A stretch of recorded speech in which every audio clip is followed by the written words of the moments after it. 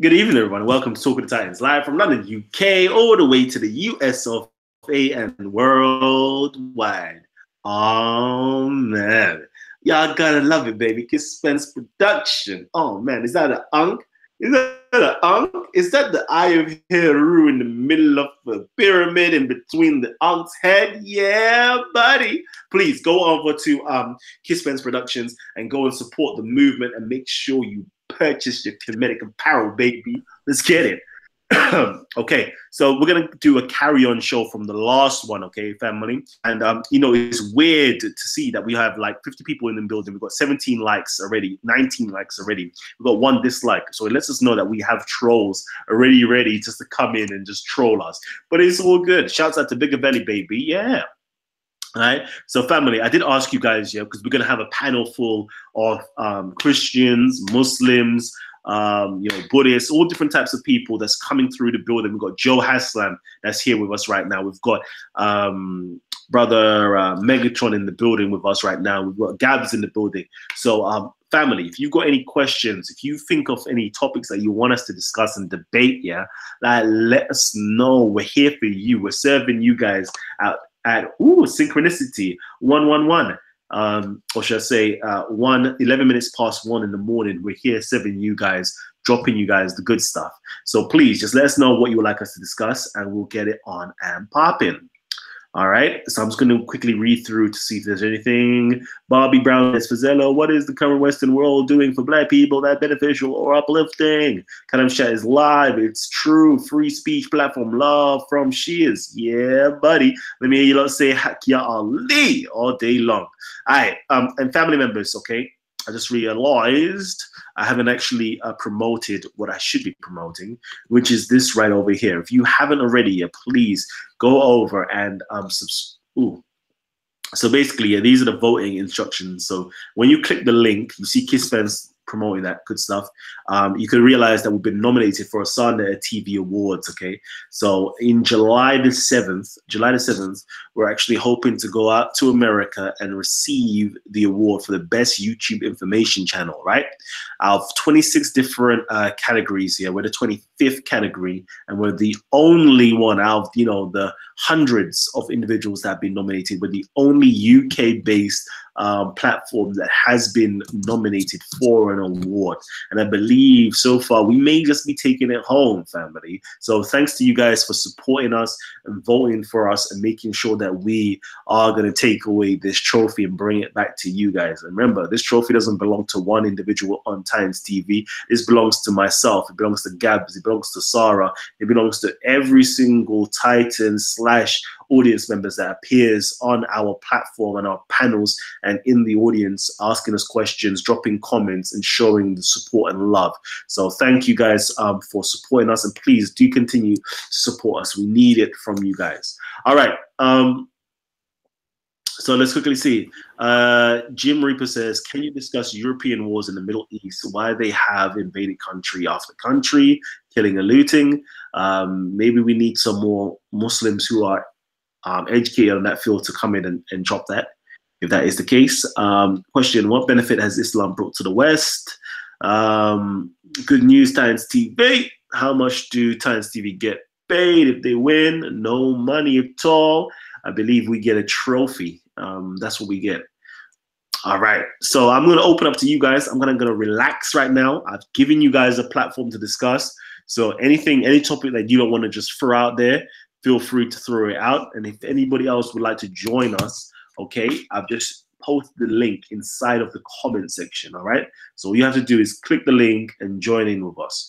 But Gabs, Joe, Megatron, Buddha, whoever, Kalam, whoever wants to jump in and ask some questions and get the platform or the panel, brains ticking over, feel free to do it. I'm just going to take the back seat right now.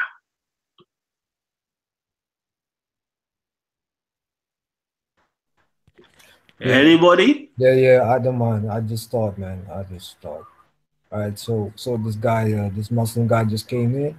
He talks about Babylon.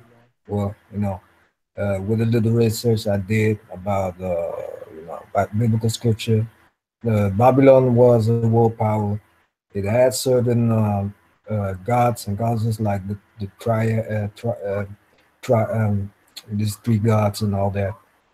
Babylon the Great is a religion where, on a big scale, where all false religions come from. They teach the hellfire. That is exactly what they use to make people scared, and that just get submitted to the religion. That's all traced back to Babylon and the teachings of Babylon. The worst things is that a lot of we have some several Christian streams that also adopted this, and that makes it, yeah, actually a little corrupt. And it's hard to see that it's been generalized like it's part of that religion as a whole, which is not. But that's actually what it has to do with Babylon. And if they say like Islam is fighting Babylon, it's actually fighting. They're actually supposed to fight this issue, which is from Babylon itself. That's all I have to say. Start this. Yeah, that guy got me agitated. I ain't gonna lie, but forgive me if I was a bit too rude or a bit too aggressive. But it's people like that. It's another form of grooming. You can imagine when someone's in prison and they're down on their luck, and then you get someone like this who comes and offers a lending hand or a shoulders to cry on or something like that. But again, it's just exploiting people's vulnerabilities. And I noticed that he's not actually in the panel anymore. So an interesting thing right there. Megatron, what are you saying?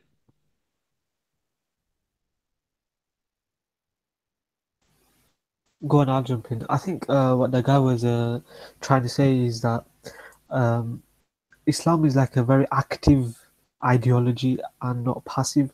Active in the sense that it's very apparent. It's not subtle, really, in the sense. Obviously, it has a dress code. Well, it doesn't really, but the way the Islam that they portray, it has an active dress code. It has a vernacular, Alhamdulillah, Inshallah, and all these Assalamu alaikum, Akhi, and all these terms. It has an active vernacular. Yeah, you've said that. You've said that. And Yeah. So what I'd like to know is, do you agree with everything that gentleman said? to be honest, as his point saying that Islam represents a opposition to Babylon, I somewhat agree to that. I can see where it's coming from. Define Babylon for me, please. Well, he'd have to define it, but what I'm assuming, what I so understood from him, you agree with it, but you don't understand what it is. I don't understand exactly what he meant by Babylon, but I'm going to explain. Let me finish. Let me finish, because I'm saying what I understood by him saying Babylon is the current global hegemony of liberalism and neoliberalism. So the economic policies, the political ideology of globalism, and the rest. That's what I understood from him, but obviously he would clarify what he actually meant.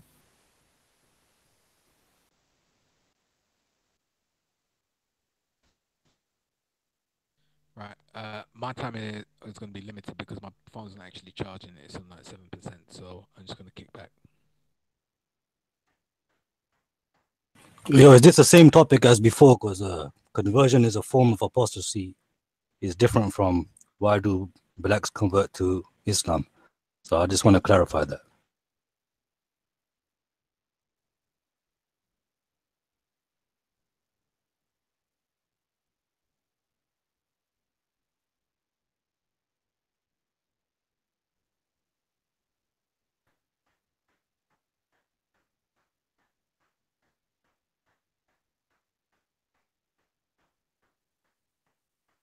Hello? Is everyone still there? Yeah. Talk, man. Yeah. My battery's soon dead, so I can't really talk too much. Yo, I'm here. But yo, Gabs. Yeah, let me get some. Thank you. Yeah. Yeah, regulate this, please. Like, I'm just here in the background. I'm trying to relax, man. Yeah, okay. So, what's the brother? See the brother that was just speaking, the one that was having a little argument with Buddha. What was the point that you was trying to get at, brother? What's his name? Yeah, it's me, Vegeta, man. What's up? Yeah, we said you good, yeah. Yeah. What was the point that you was trying to get at? What was you basically trying to explain? Because I didn't quite get your question and what you was basically trying to say. No, I'm just saying, like, the question was, why do blacks convert to Islam? Obviously, Kalam wasn't referring to the West Africans who've been Muslim for centuries. He's talking about the Caribbean people. And from what I understand, from my experiences with the Caribbean people. Hold on a sec. What did Kalam say? Only the Caribbean people he's talking about, yeah? Nah, I assumed with Caribbean people, and also he mentioned brother Abdullah. Hold on. So the title is, yeah, if I remember correctly, is why do blacks convert to Islam? Is that the question? Is that what it was? Yeah. Yeah, that's the question. No. But then you assume that for some reason it wasn't nothing to do with Africans; it was just Caribbean blacks. No, Kalam did also mention the Caribbean people. I actually tried to make Kalam mention the Caribbean people. He did mention it. You could check the video again. Okay, so you wanna okay. So you basically want to answer for the Caribbean blacks, the reason why they convert to Islam. No, I'm not. I was just trying to,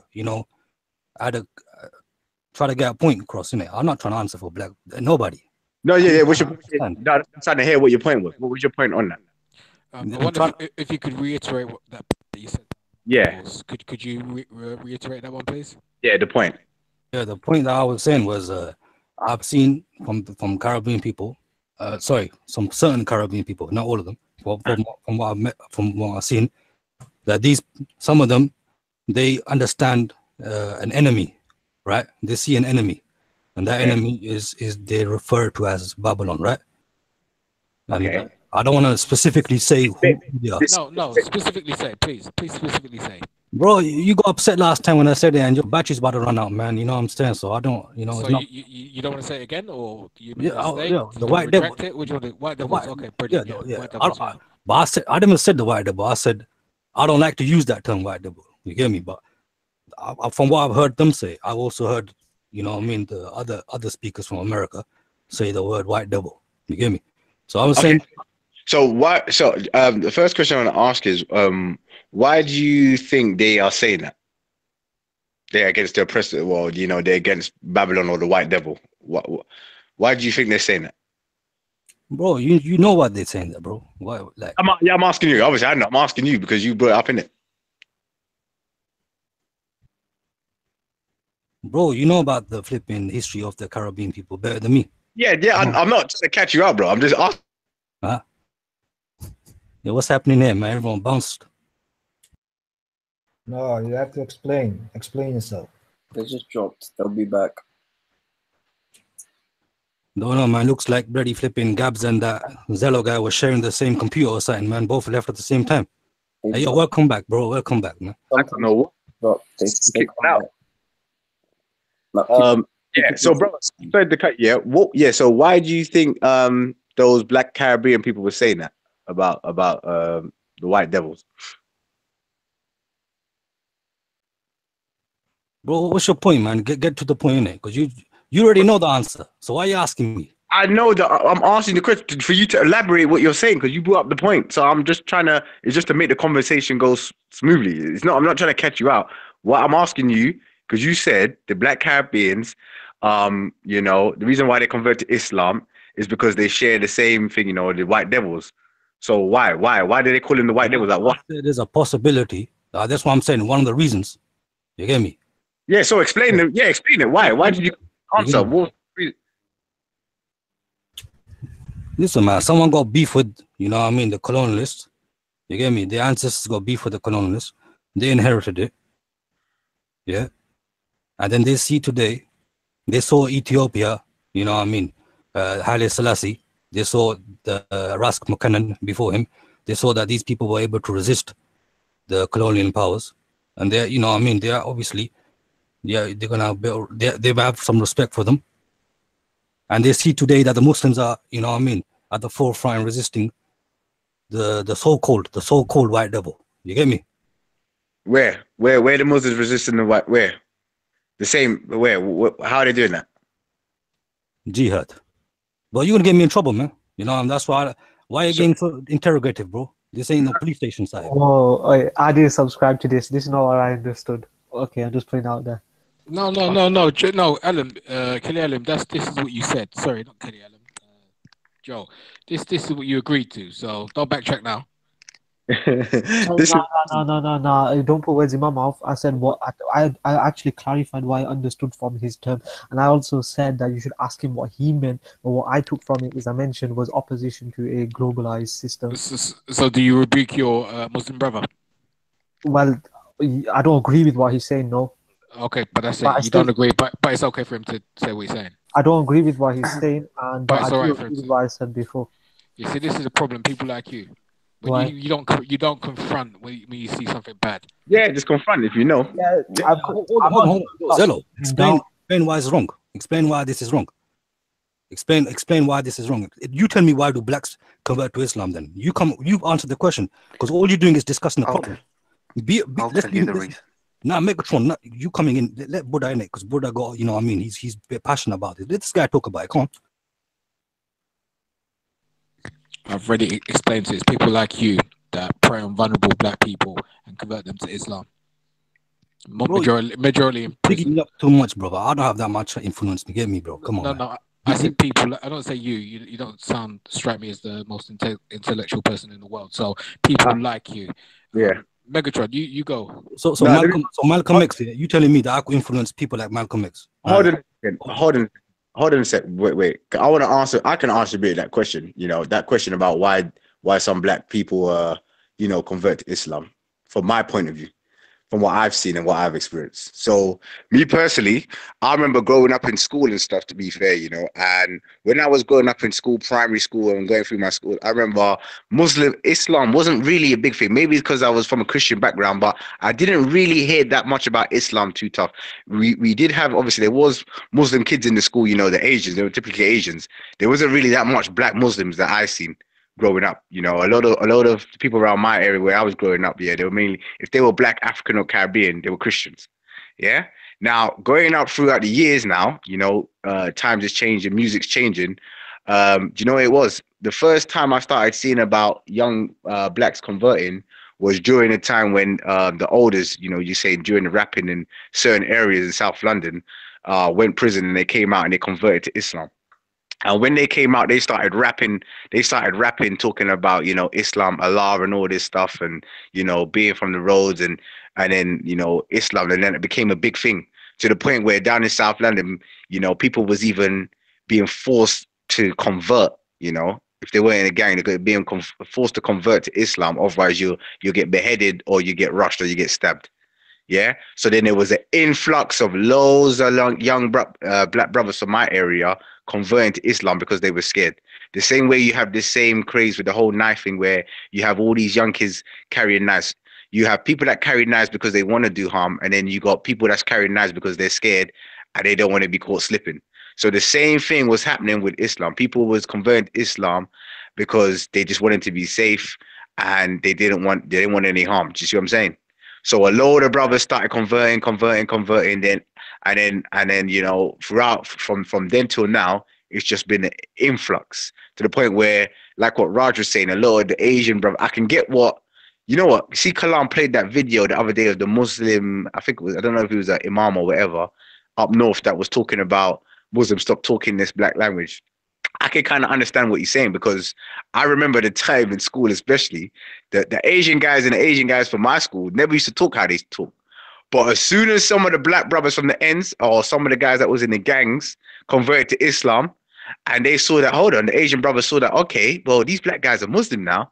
It allowed them now to be able to talk the way they talk because they said, well, look, he's Muslim now and these are our friends. These are brothers. And then slowly over time, I started to see it, a lot of Asian communities talking the way they talk and because they got a lot of black brothers and a lot of black friends. And, the black friends is the ones that they look up to because they see them as their protectors. You know what I mean? I don't know what it is. There's just some sort of aura that young black males have over people. And this is just straight facts that I've seen. No one in there can't lie and tell me they don't see that. So this is my opinion of seeing how, things have moved on, from my age range going up into why young black youths are converted to Islam. I'm not saying it's all of them. Obviously, some brothers did say, have some sort of experiences where, they thought Islam was the best for them. Yeah, and that's kudos to them. But I'm saying the majority ones that I know, like the brother Kalam was saying, the ones that we know, We got friends that are gangbanging 24/7 and say that they're Muslims, bro. We got men that will gangbang early hours of the morning and still make it to mosque and pray, and then after they finish praying, they're back on the gangbanging. So this is why to us it's funny, it's jokes. Do you know what I mean? We see this. Do you know what I mean? We see brothers coming straight. Oh, it's Ramadan. Let's go and pray. We need to do this. We need to fast. We do this. But at the same time they're fasting, they're gangbanging. Do you know what I mean? They're doing all they're doing the dirt. So you know, it's weird.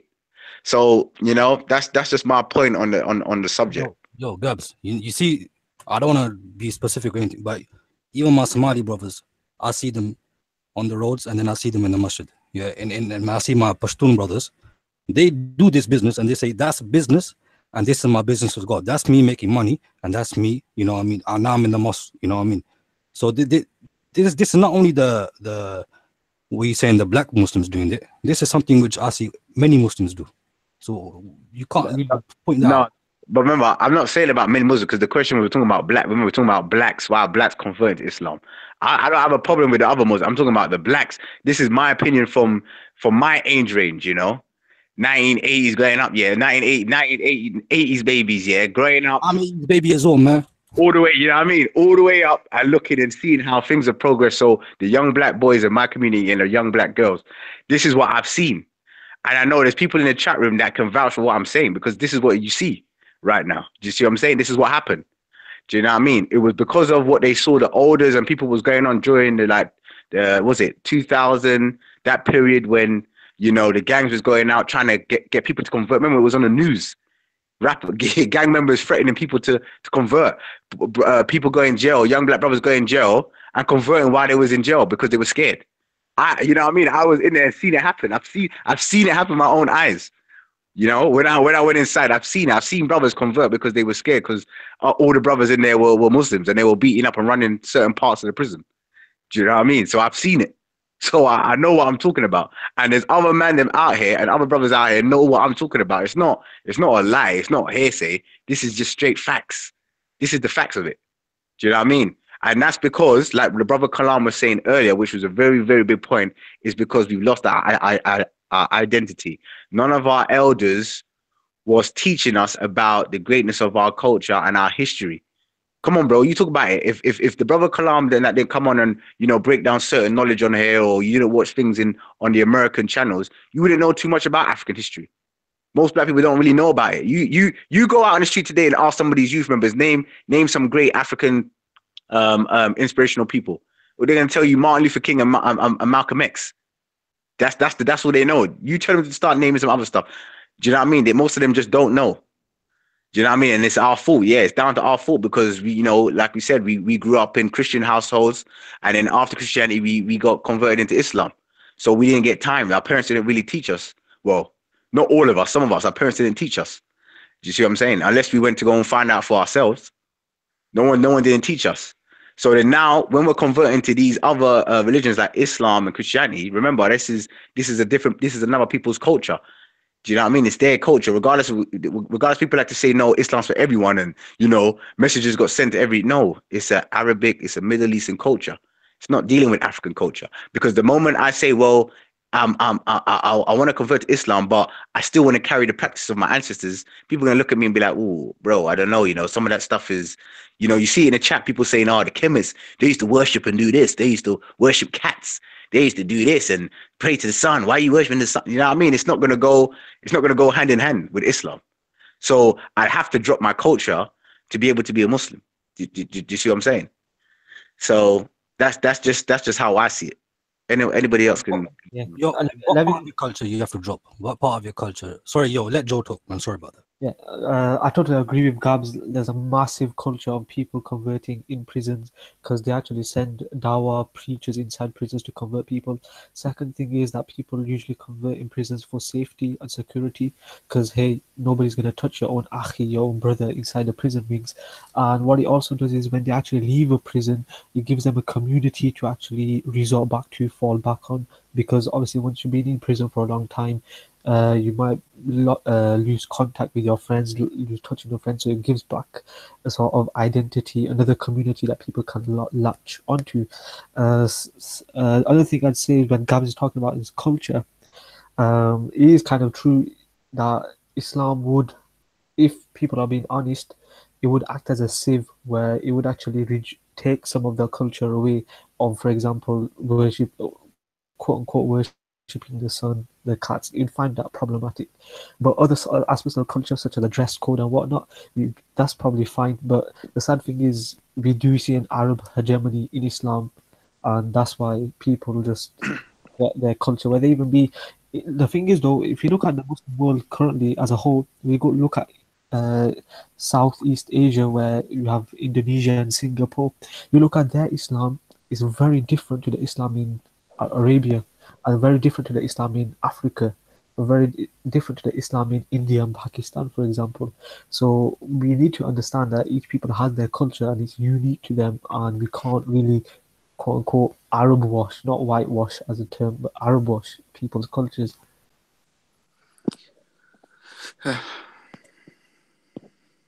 Yeah, Vajiti can go a response to Gabs. Nah, I don't, man. What Gabs is saying, I've seen that as well. He's talking about them rappers and that. You know, I don't want to. I mentioned SMS, and you know, there's a couple of brothers there. I know he's talking about. You know, and there was on Channel 4. There's a documentary as well. There's the Muslim boys. This, and he's from South London, and he knows the situation better than me about that. The other thing, Gabs, I've got a question for you.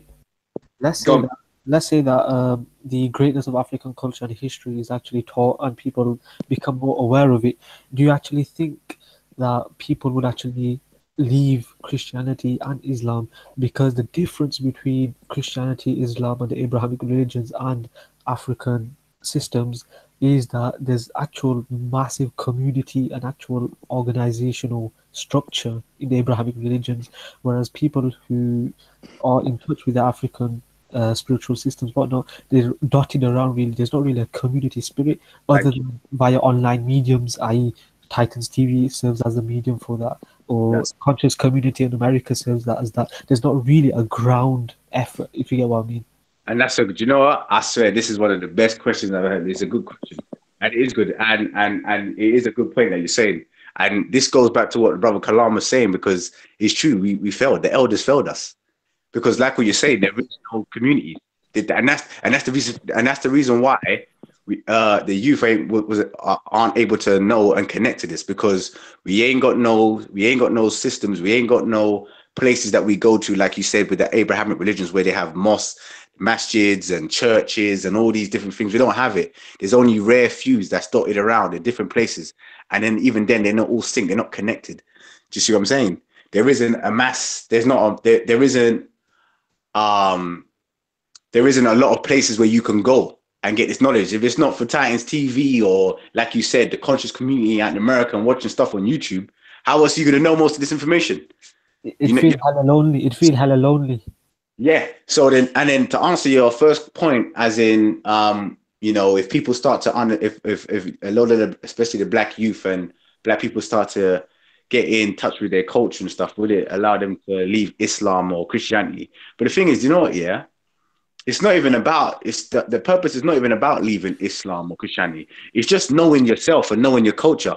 Because you being a part of Islam or Christianity, during that in any of those Abrahamic faiths, you're dealing with a culture of a people and history.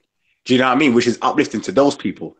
Do you see what I'm saying? So we need it. So for us getting back into our culture and our history, it's needed for us, because a lot of our youth have no clue, nowhere.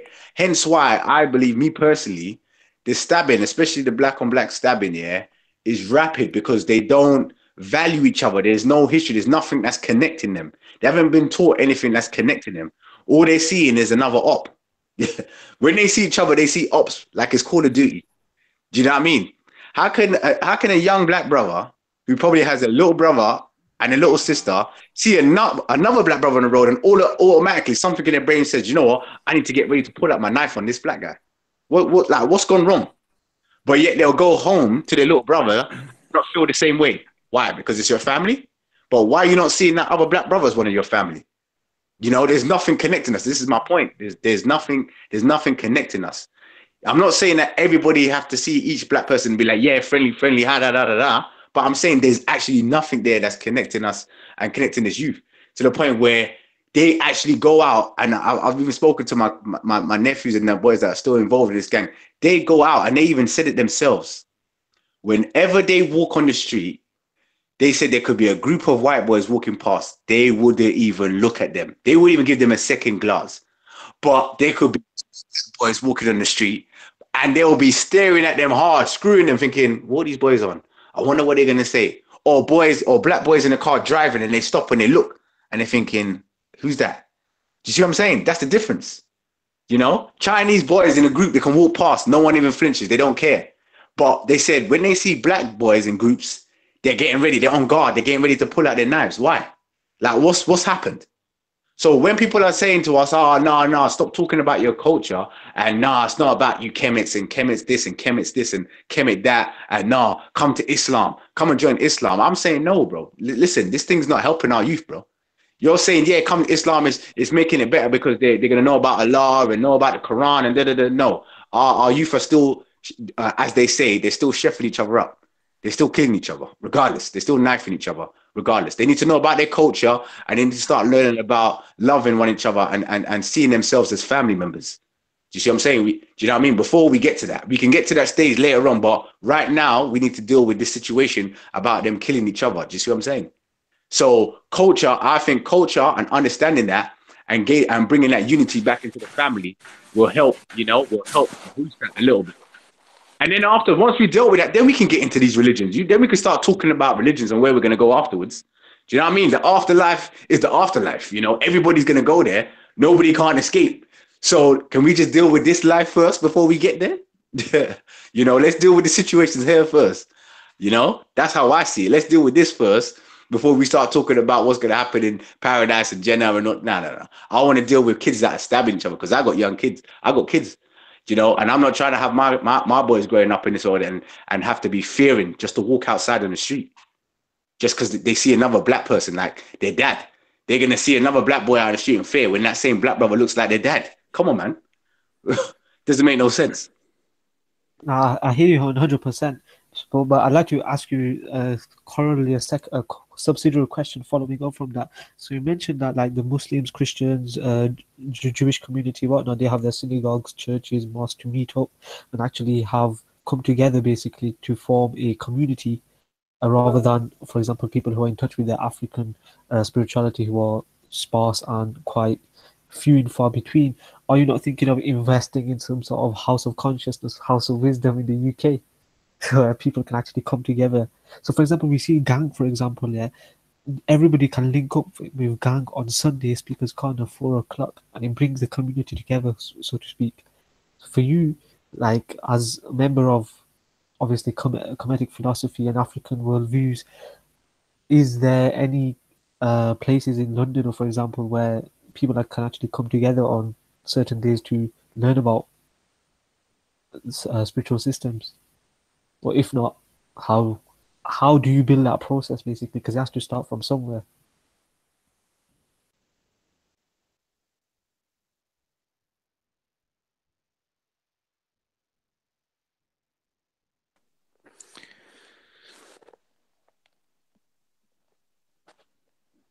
I have one question that Gabs. Sorry, Joe, I don't want to jump in, but I just want to get this in. What is it about African culture that is not compatible with Islam? Like, what is it? Because I think Gabs is alluding to that. Hold on, bro. Let me answer the brother's question first, and then you can fry that. Yeah. Apologies. Yeah, just quickly. That was a good ask, yeah. And I hope afterwards, I want the brother to Kalam to come in as well and chime in on that because he spoke about this a few times, not that much, a few times about the systems and what we're trying to do. But one thing I will want people to understand is this, yeah. You have gang out there that do their stuff. You can reach out to them. Now, gang, you have other Black African groups. But the way I see it is this, yeah.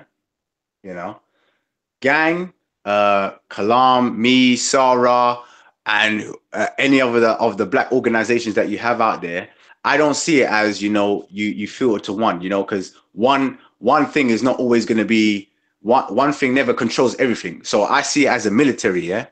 In the military, in the army, you have how much people doing on one side, you have how much people doing one different things. So in one army, in one country, Russia, in their military, you have the ones that deal with the aircrafts. You got the ones that stay in and deal with who's giving the intel back at the on the desk and the table. You got the foot soldiers, the one that's training. Then you got the secret soldiers. You got the ones that's in the government that has to talk and say, this is what we're going to do, da da da da, we declare war. You got loads of people doing for the one operation. So how I see Gang, Kalam, me, Sarah, I see loads of different things, but it needs to be under the one umbrella because we're all disconnected. Do you see what I'm saying? We're all disconnected. People are seeing it as that's one thing, or these brothers are this one thing. And this is my point. There's no unity. There's nothing that unifies us under one umbrella. Do you see what I'm saying? So I just see Gang and all these other things as different parts of the puzzle. You see what I'm saying? But we just need to put them things together. Do you understand what I'm saying? So let me give you an example quickly. So Gang go out, yeah, and they do the marches, which is good. We need that. Those are for our warrior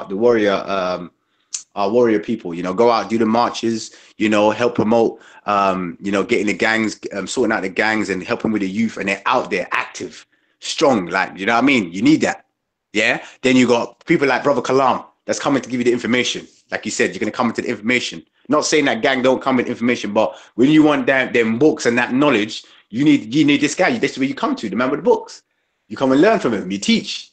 Then you got Brother Sarah that talks. You know, he's good with his voice. He's good with, you know, giving a message out to the people. He's raw with it. Then, you know, you got the medicine man. You know, I come to, you know, hopefully bring a little sprinkle to the people that can understand me. You know, because sometimes, you know, the way Kalam dropping stuff might go over people's head. So you need someone like Gav to just give you the straight, you know, the layman version. Do you know what I mean? So all these things is part of the one solution.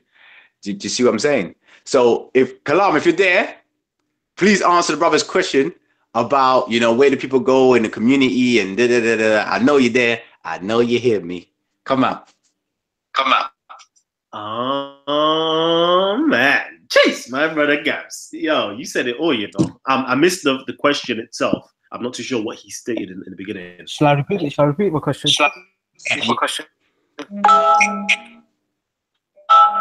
Sorry, go ahead. Yeah, okay. I think someone. What's the question?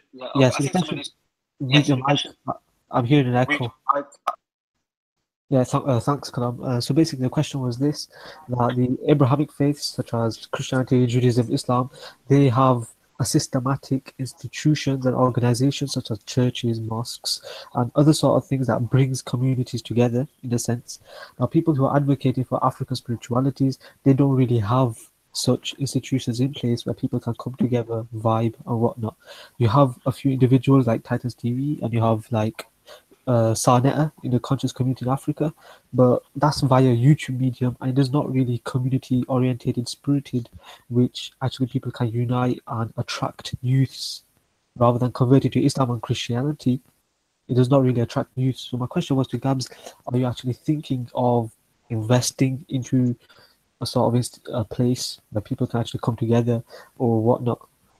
Because you've got to understand that our Abrahamic faiths are much more organized.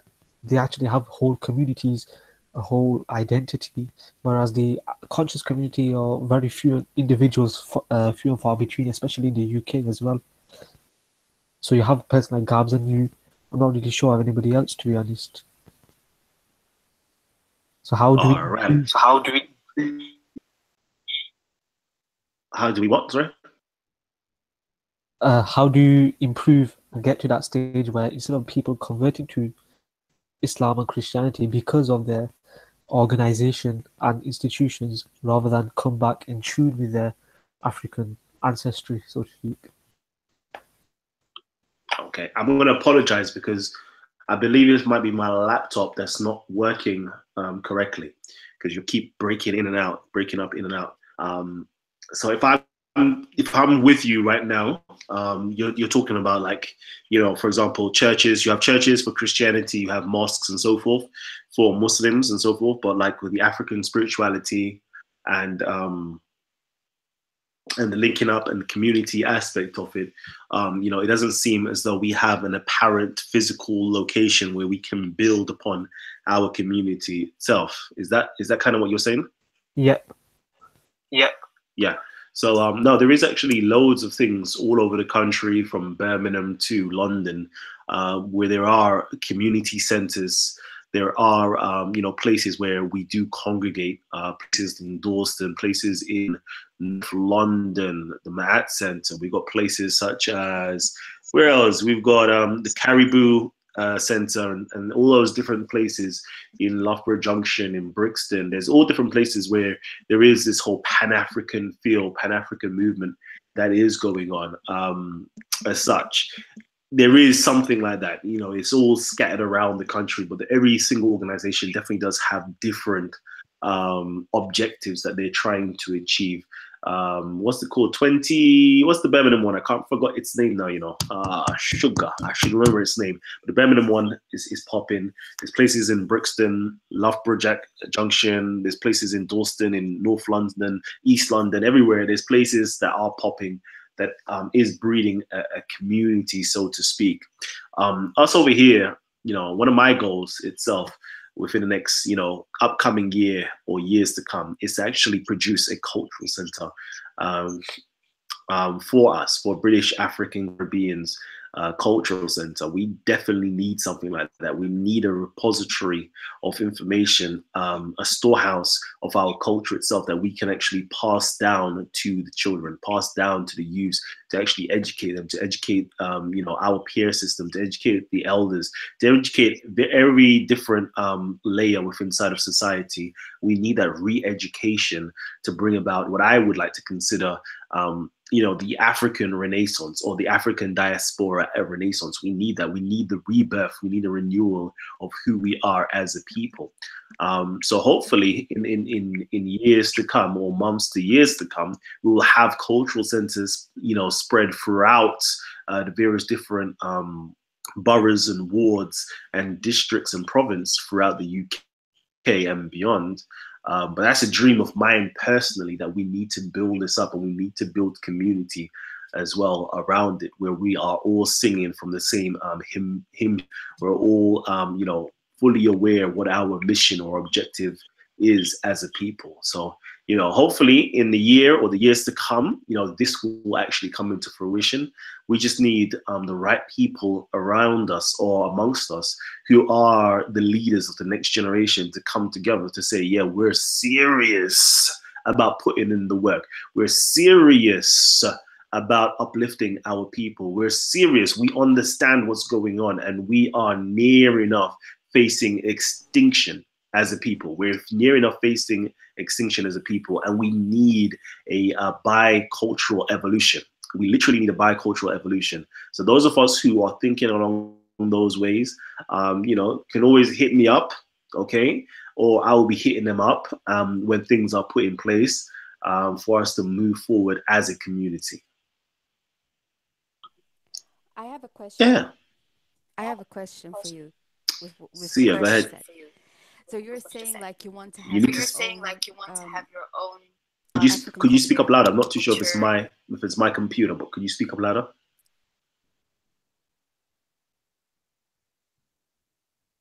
Can you hear me now?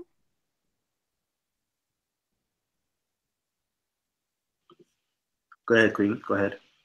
So I want to ask, like, so you want to have your own center for, African people, for your black community, but why do you feel the need to put another group down in order to lift your own group up?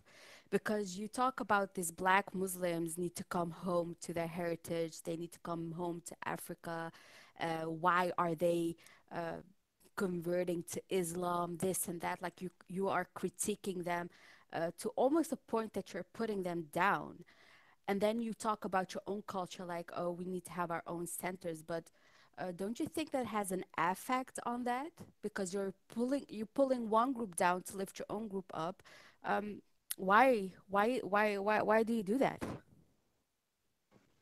Can I ask that question, Kalam, please? Okay. Gabs, please answer it, and also, can I get somebody just to come off, so I can come back, so I can come on in, because unfortunately my laptop is just playing up where I can't even hear what's going on. So if anybody All right, I'll drop right quick. on the panel, Peter, Sia, Lo, whoever, please, could I just get one person to just drop out? Thank you, Lo. No. Everybody's dropping out. I only need one person. God damn. Anyways, if you guys are actually still watching, yeah, join back in. Go ahead, Gabs. Answer that question. All right. Sia, yeah. What was I going to say? And this is what I was saying. The question was, blacks. What was it again? Blacks converting to Islam or something like that. Yeah. It's not about putting them down. Like I said, at the end of the day, we know right now, obviously there are black people who are Muslims, and you have black people out here who are Christians and other things. It's not about putting them down or telling them to leave it. It's more getting in touch with their culture, because most of them just don't know. And this is what I was explaining from my opinion. So this is from what I've seen. From me growing up, I'm saying that these are the reasons why the black youth that I was growing up, yeah, and the older lot were converting into Islam. And it wasn't, some of it could have, like I said, some of it obviously was obviously good, good intentions and genuine. But the majority of the ones that I know, it wasn't like that. It wasn't because of that. It was because of fear, and joining the gang. And there was a period. I don't know if you're in the UK or whatnot, especially down in South London, where all the black youths were converting at a rapid rate, because people was going around threatening, stabbing people, saying to convert to Islam because of the older rappers. The brothers know what I'm talking about, and the sisters out here know what I'm talking about, because there was even documentaries and stuff on it. And maybe even some of their family members might have been affected by it. That's what I'm saying. And I don't have it. I don't, obviously, and that was a problem for me, because I'm thinking, why are our black youth being so, why is it fear is the one that's gonna, why is it fear that has to be the main factor for you to convert to a religion? Just for safety, because the moment certain brothers came out, especially in the prisons where people was converting to Islam in the prison, and the moment they came out back to their families, they was no longer Muslims. Do you see what I'm saying? So this is just on what I've seen. Yeah. And it's not about bringing any of the other religions down. It's just understanding that we need to start dealing with ourselves right now. We need to start dealing with our culture, because, even when you're dealing with Islam, yeah, that's still dealing with a people's culture. It's Arabic. We have to learn Arabic language. Arabic is a culture. Yeah. Arabs is a culture of people. Do you see what I'm saying? So what I'm trying to say is, we need to start teaching most of our youth, because I've seen it. I've worked in schools, I've worked in mentors and youth centers, and I've seen it where most of the young black youth don't know anything about their culture at all. They just don't know. They don't know anything. All they know about is what they got taught in school: slavery, Martin Luther King, Malcolm X, Harriet Tubman. You've seen it. Black History Month is the same thing. I worked in the schools. I've seen the curriculum, and this is what happens. And this is why sometimes they just get this whole, I don't know, anger over them, over this whole situation. So all we're saying is, we're not trying to bring no one down. We're trying to say we need to bring some more. We need to build up ourselves and have more centers, not just for blacks. Other people can come in, but we need to deal with the youth now at present, because we do have a problem right now where young black youths are stabbing each other and killing each other at a rapid rate. Rapid rate. Do you know what I mean? To the point where, the violence of stabbing and stuff bypassed New York City and America. And this is the issue. So this is the thing that we're trying to tackle right now.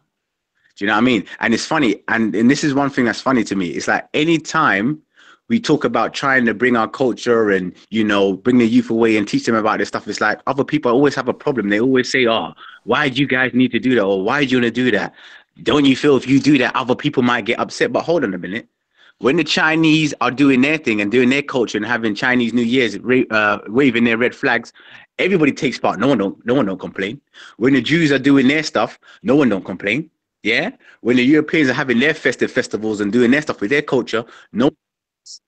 But as soon as black people want to start talking about maybe doing some stuff with their culture, oh, are you gonna allow everybody to come in? Why do you guys see the need? You're gonna do this. You're taking the people away. No, no, no. It's not the case. We just need to start teaching some of our youth because they just don't know. Simple. That's all it is. I'm legit. I understand what you mean, but I legit am reacting to um, something that Kalam was saying the other day on his live stream, where he basically said, "Come back to Africa, come back home," and you guys are leaving our culture. Like this kind of rhetoric, this is where I'm specifically reacting to. And it's okay for you to want to have your own center for African culture. I don't have a problem with that, but it's going to be a problem when I hear this stuff like against Black Muslims. Like, it's basically you're trying to say they're traitors for choosing Islam over your ideology. Oh no, And that's that. Hold on, see, let me stop you there. See, what you're doing now is throwing in a whole nother element into the mix. No one ever mentioned nothing about traitors. No one ever said, "Come and join my ideology," because it's not ideology. Because I'm talking about culture. So already you're seeing our culture as an ideology, but it's not that. It's just culture. It's what they are. It's what they're born. It's their family. So already you're already spewing the wrong thing already, and this is what happens because other people who don't understand, black issues and black problems, yeah, because they're not in that community, they start saying it as, oh, you're trying to do this. You're saying people are traitors and against it, but it's not. It's not that. We're not saying that they're traitors. We're not saying anybody's traitors. Like I said earlier, we know that there's a load of black brothers who are Muslims, Christians, Jews, Buddhists, whoever. We don't have an issue. All we're saying is right now, most of our youth don't know anything about their culture. Not all of them, but a majority just don't know. And what we want to do is try and build something where we can start teaching and showing them stuff about their culture. Do you see what I'm saying? That's all we're saying. We're not saying anybody's a traitor. We're not saying that this is this. We're not saying that. We just want to build up our community right now because we're still suffering, yeah, from post-traumatic slave syndrome and all these other things that's happened to us. We're still feeling the effects. So all we're trying to say is that we need to still amend. This is, I said, the medicine man. We need to mend ourselves up. We need to heal up. And dealing with our culture, whether it be good parts of our culture, whether it be bad parts of our culture, knowledge is knowledge. We still need to let our people understand and let them know because a majority of them just don't know. That's why I get brothers coming coming to me at Speaker's Corner asking Gabs, yeah, what is this chemist stuff about? And they're black. They don't even know. They're like, what's this about? What does it mean? What's African philosophy? What was happening in Africa? Could you tell us? This is why, because people don't know and they want to know. So that's all we're saying. We just want to build up the community. That's all. Can I just put a point across before someone else speaks? Hello. Yo, Everlast, what's up, man? That stuff is hallucinating, bro. Go in, bro. Assalamu alaikum to all of you, first of all. The thing I want to say is that I'm not going to ask a question. I'm just going to put a point across.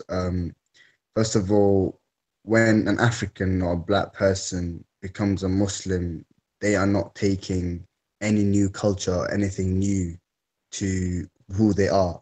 If someone did not have a spiritual understanding of God or the Most High or the great cosmic spirit, then Islam is like it kind of invites them back to that system again. I do understand somewhere in between, after the Prophet, peace be upon him, and after the Sahabas and centuries after, history took turn and it became like who has more influence on a certain nation or on a certain people.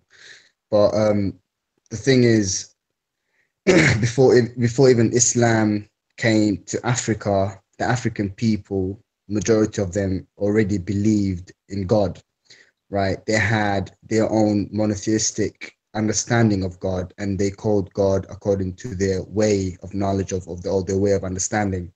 For example, in Africa, the concept of the great cosmic spirit was shared by every nation in Africa. For example, Burundi, they will call God Imana or Bisabwe, which means him alone is worthy of worship. or Habimana, he alone exists. Or in Yoruba, they would say only God is wise. Or for example, in Zulu, they would say Mdali. The by Congo, he was by they had different names. So South Africa, they would call it Tomata, Katai, which in Arabic, which means Allah is great or God is great. So if we go through into what's called African history and they believe about God, it's so much ways and so much similar to the Islamic monotheistic system. So when Islam came to Africa, that's why, for example, in Somalia, we used to call God Waq or Ede, which means bringer of water and life. You get me? So when Islam came to Africa, it was like just the same message, but with just like, with extra, how should I say, enlightenment to it or more understanding. And so when someone becomes a Muslim, it does not take away your culture unless that culture promotes ignorance, unless that culture promotes something that's inhumane, something that degrades the human being. Okay. But we talk about Hermetic knowledge and system and African philosophy. When it comes to knowledge, the Prophet ﷺ said, knowledge is the lost item of the believer. So wherever he might be, let him find it or let him go find it, right?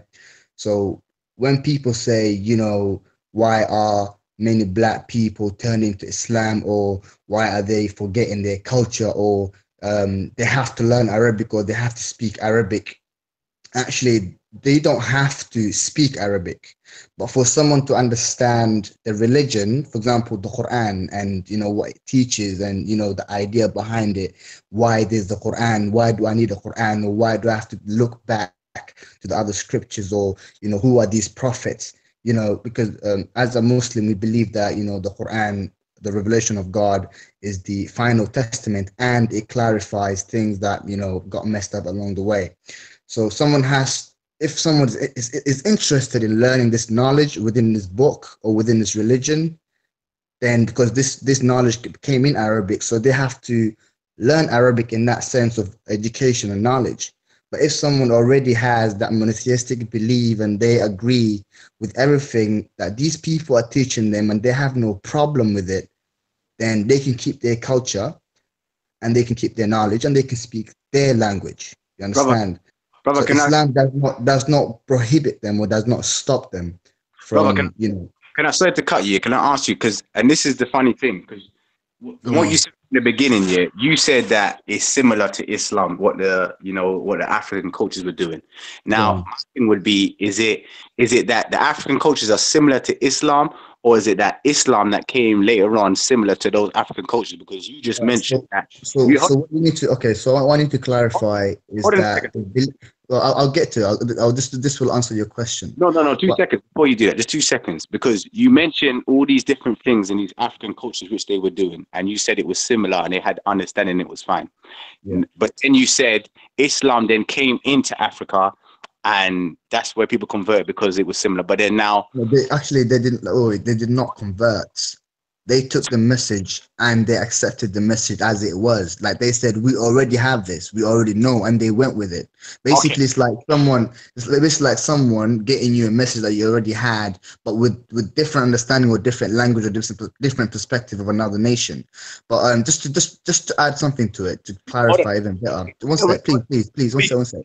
I'm going to add one thing, and then you can continue. That one thing is the understanding, the belief and understanding of. Can you wait there for 2 seconds, please, just quickly, yeah?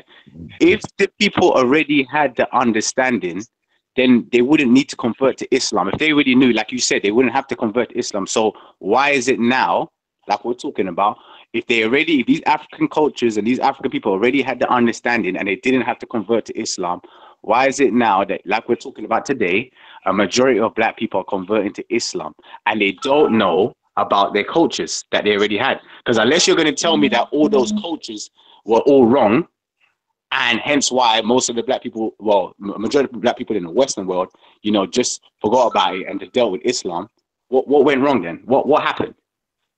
Okay, first of all, when we come to the Western world, not only Black culture or African culture is lost, almost every nation who comes to the Western world in many years, they lose their culture and they mix up with the Western kind of culture way, or they lose who they were. And hence, you know, how some people can't even, you uh, know, they don't even know or actually talk about their history. This is not only a Black problem. And something else to add to this is that you're saying, you know, why are people turning to Islam if they already have the knowledge? What I'm telling you, bro, the people that convert into Islam in this time, in our time, in this country, are people who, you know, never had.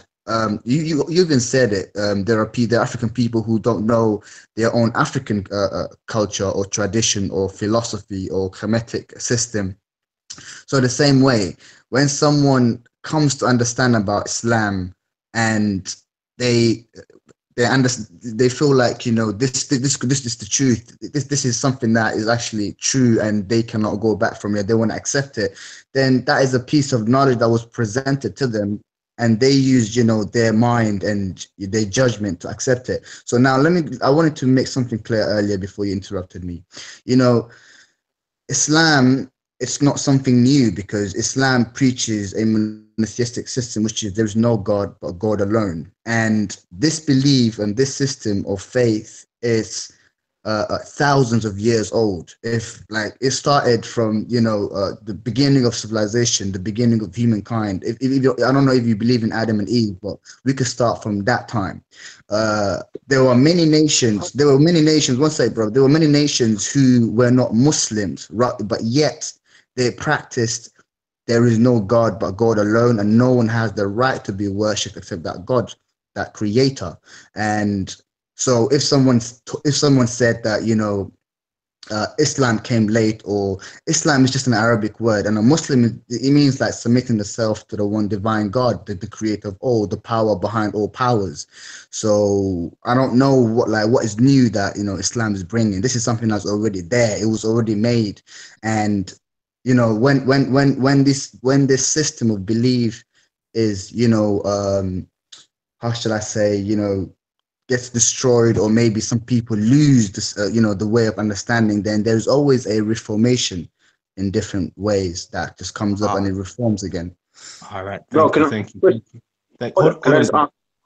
Please, bro, please, just 2 seconds quickly. Because the brother said something, and this is what I'm talking about. He said at the beginning of humanity, and I know the brother, no one ain't been to the beginning of humanity to even know. Then he mentioned Adam and Eve. Now, I started talking about Adam and Eve. Now, we know Adam and Eve is coming from the Abrahamic religions. But then the brother wants to talk to us about the beginning of humanity.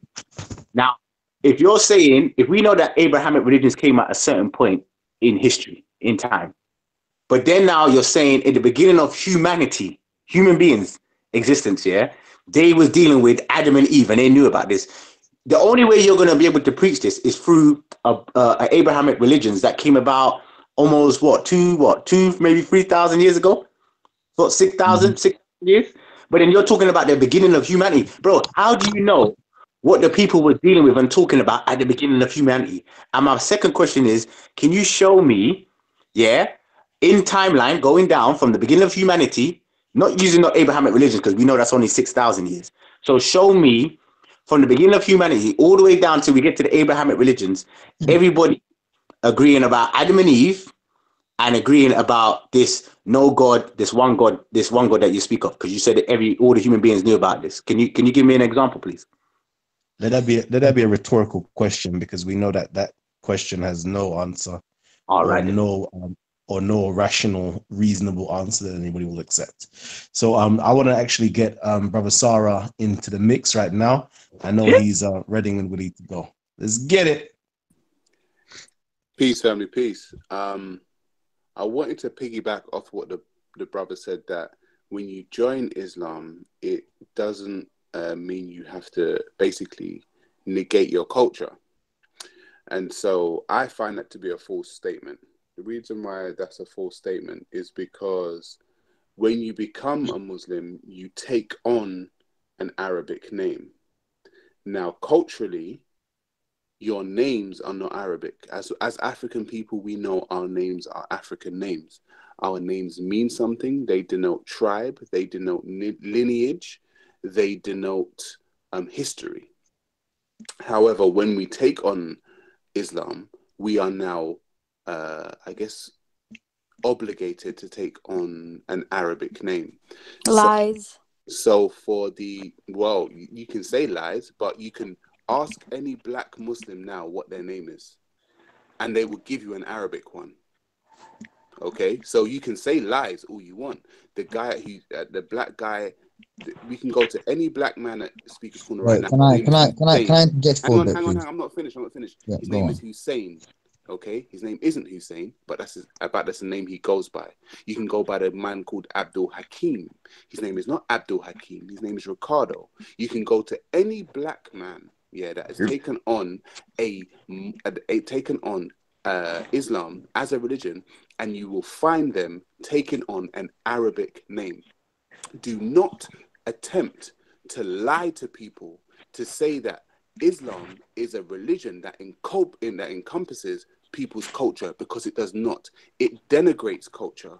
It disenfranchises people with a different culture and attempts to assert Arabic culture as the dominant culture. So I ain't got time for the lies that you guys keep talking about, that Islam is some kind of all-inclusive religion. It's not. It's a domination type religion. It wants to dominate. It keeps Arabic at the forefront. You have Arabic dress. The way in which you dress comes from the Arabic people. The way in which you speak comes from the Arabic language. The name that you go by comes from the Arabic language. Do not try and take the people for fools, because we're not fools anymore. Okay, we can see it. If you speak that way, I think I'm finished. I'm not finished. I am not finished.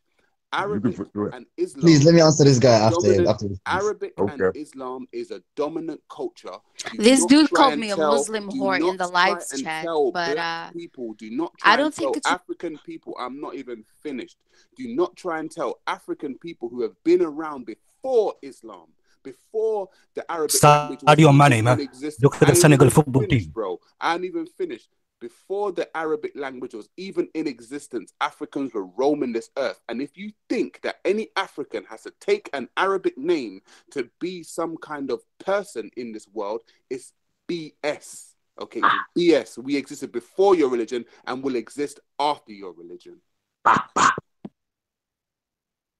Liar. You're absolutely liar. Gunshot, the blood clot. Ow! Yo, how many Arabic names? How many Arabic names are there in the Senegal football team, innit?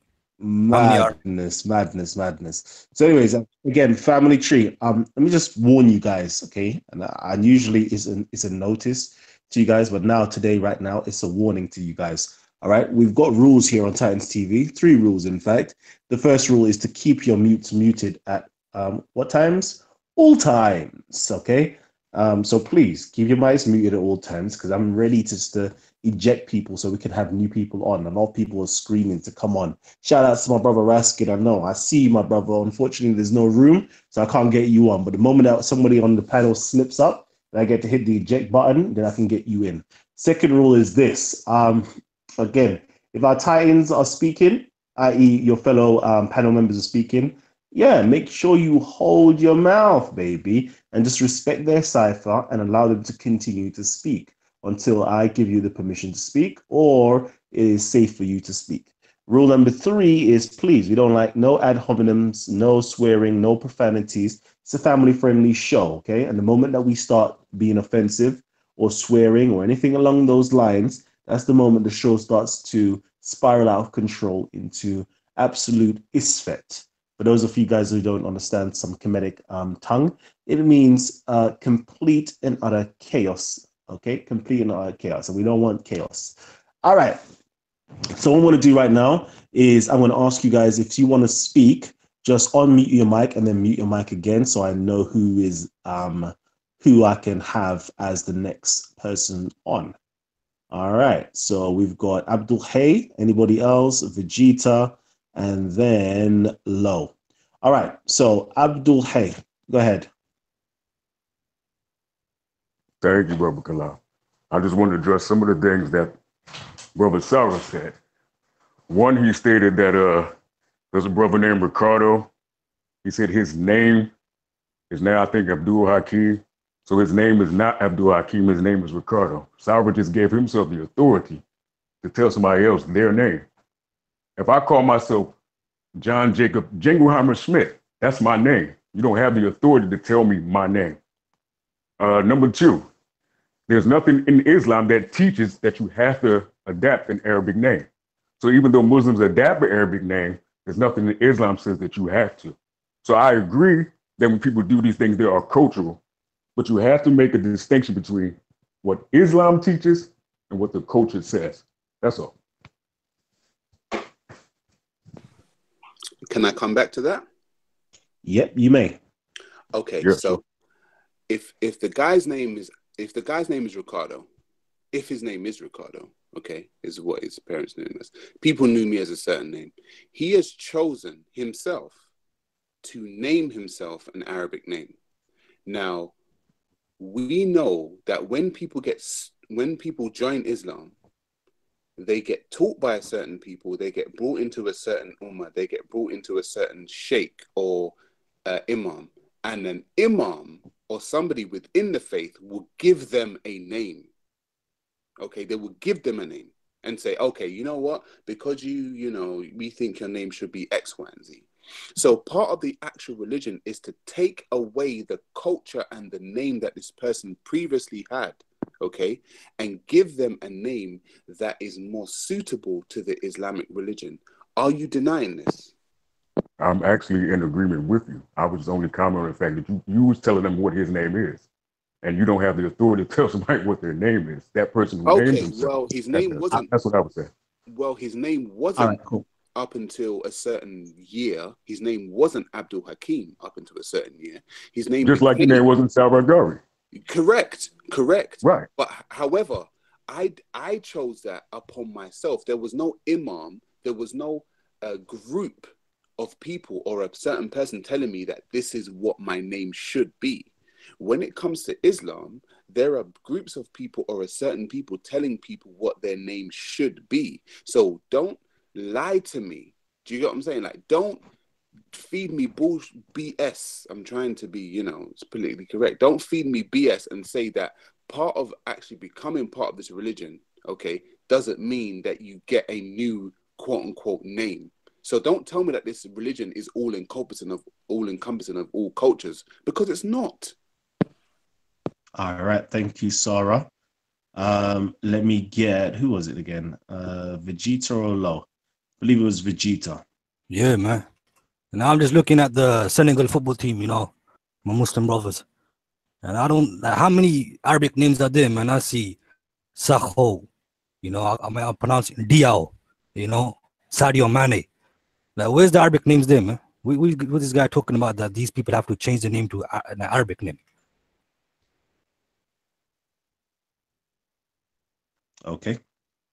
I'm gonna get Low on. Low. Go ahead, King.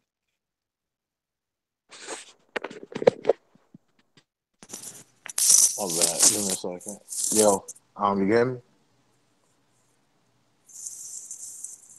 Yep. We can. All right, yeah, dope. I want to just touch on a few things. I will, and I'm actually gonna pivot off of what the brother Abdul has said. There are a lot of people, black people specifically within, who convert to various religions, including Islam. And I'm gonna try to address the topic of the show. Why do we do it? And then too, I'll go to what Abdul has said about does Islam teach you or the Quran teach you to do that? To answer the question why we do it, we attach to various religions, specifically diasporic Africans. We attach to certain religions because we found, whether it's Christianity or Islam, we found that at the time it was in our best interest to convert because it allowed us to interact in a society or get certain liberties within a society to basically get us to a goal.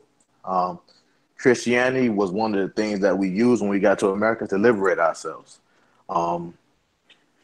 When we talk about Islam, in some capacities, and depending on where you are, or even I'll say in the 60s, the 60s in the Americas, you'll find more people converting to Islam in Americas because it was something that we were using to make a distinction between ourselves and the establishment that we saw to be our oppressors, which we identified with Christianity. So most of the time we attach to as far as diasporic Africans, we attach to systems. We do it from a point of liberate or as a liberation tactic.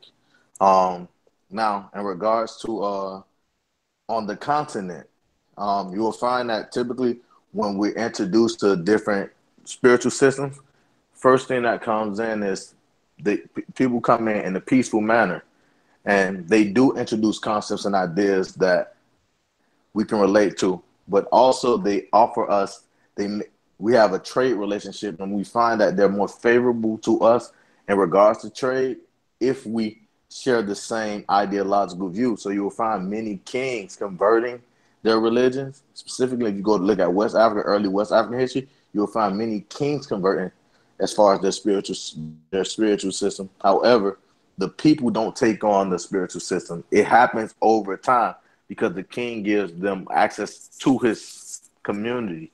But it's because we find it as a way for us to benefit off of a relationship.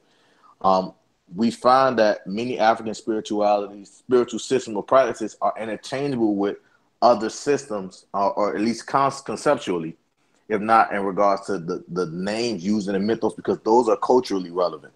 But the concepts and ideas that they're meant to teach or they're meant to convey, we find those are deeply entrenched within our customs, many times, which I would assert and I'll be ready to defend against anybody, that because we birthed these systems that we are quote unquote converting to. What you'll find is that when you look at Christianity, you'll find that we have water rights and African spiritual systems that were similar to, if not equal to, what the concept of like baptism and things like that and principles like that. So we would take these systems on because for the most part, we really weren't giving up much. It wasn't until other people began to tell us how to practice, and this is when we find the culture being forced on a people. Once we acquiesce to accepting the premise of a spiritual system, then you have people coming in and telling us how to practice that spiritual system, even though we're all looking at the same text. Now you're going to become the authority to me as to how I should do or what, and this is where you get the argument: are you really a Muslim? And this is where you get even the sectarianism within Islam or within Christianity. Before I go on a tangent, to deal with what Brother Abdul Has said. So to definitively answer the question, why we go into these spiritual systems is because we're searching for two things: an advantage within society, and also diasporic. As far as diasporic African concerned, we're not familiar with our history in the countries that we find ourselves. To know that we didn't lose our culture is something called Africanisms. I challenge every black person, a descendant of every diasporic African, to look into the concept of Africanisms. You'll find that many things that define us as Americans or even black, I don't even know I say black Brits for lack of a better word. Diasporic Africans, the things that define us as unique, it comes from our culture. It comes from diasporic Africans, the things that define us as. Don't get feedback, Baskin Robbins. Now you're good now, bro. All right, cool. But so the things that define us as Africans, we never lost our culture. Our culture at a point we just chose to forget it. But our culture is very much, and it begins to express itself in different ways. And if you're not attentive enough, you won't be able to determine where your African culture still is. Whether you're talking about language-wise, syntax patterns, and all that, we're very much still Africans. We're just a new tribe of Africans. But we're very much still Africans. We still have our culture. So we didn't lose anything. It's about trying to look back and find what we left behind. In regards to what the Quran teaches, this is I think where the brother Abdul was going. In the Quran, it tells you the prophets came with a message. Their message was one God. Cool. Most African spiritual systems that I know of to date teaches that there's one creator. Now, you may have other agencies in which the creator works with, but there's one creator. There's one top guy. So that concept is already there, that one God. Now, where people get caught up, and even whether it's black Muslim or non-Arab Muslims, what they get caught up is they get caught up with the Sharia or the law, or even the what the prophet said. Do we follow this? I assert, and again, I'm willing at any time to defend the position that the prophet was only sent to the Arabs. The hadith, there's a hadith in Bukhari. It's Bukhari 3443. So that's 3,443. It tells you that the prophets are all brothers, and then it says that the prophets are, but they're all brothers. Then it says they have different mothers. Unanimously, all the scholars will agree that that's referring to they have the same religion, which is the true religion, the true religion of Abraham, and that true religion is just it's basically worshiping one God. I think the Quranic verse you'll look at would be in Surah 16. It might be in Surah 5. Anyway, I can't remember exactly. I'll try to pull it up while I'm talking. Let's get my Quran. But yeah, anyway, when you deal with what